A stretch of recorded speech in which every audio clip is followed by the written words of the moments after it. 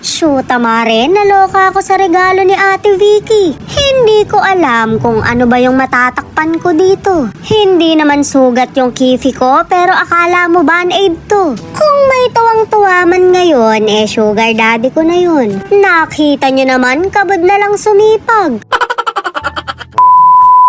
Ere pa nga yung ibang mga regalo sa akin na ngayon ko palang bubuksan. Hindi naman ako mahirap regaluhan dahil napakababaw lang ng kaligayahan ko. Kahit nga isang set lang ng gin yung ibigay mo, kumukot-kot pa ako. Nakita nyo naman, mamahalin pa tong binigay. Masasabi mo na lang na wala siya sa laylayan. Hindi naman talaga ako nag-expect ng regalo dahil presensya pa lang nila ayos na. Pero salamat sa mga nakaalala dahil pinapamukha nyo talaga sa aking manginginom ako. Shoot, Mare, puro pampalusaw ng atay to. Mga ilang inom pa, gagabayan ko na talaga kayo.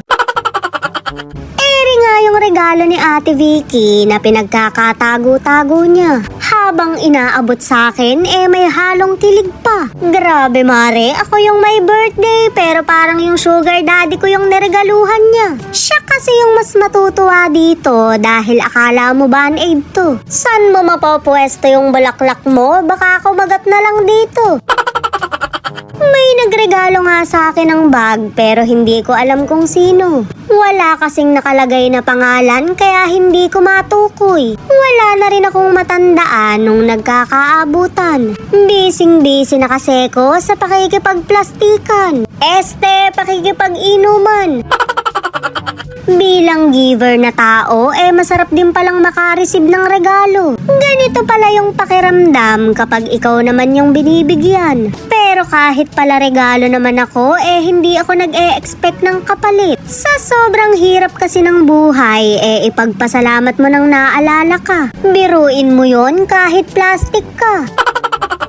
Sa totoo lang, Mare, hindi naman mahalaga sa akin yung mga material na bagay. Yung pagiging kaibigan pa lang nila, magandang regalo na. Hindi yun mabibili ng pera, kaya napakaswerte ko sa kanila. Kaya naman kung may tunay na kaibigan ka, mayaman ka. Sa panahon kasi ngayon, napakahirap ng magtiwala. Maaaring close na close kayo ngayon, pero siya rin pala yung sisira sa'yo. Nag-iipon lang pala siya ng mga kasiraan mo para gamitin laban sa'yo. Sinasabi ko sa'yo, Mare, mamili ka ng kachismisan mo. Yung tipong kahit sakal-sakalin mo, hindi ka ilalaglag.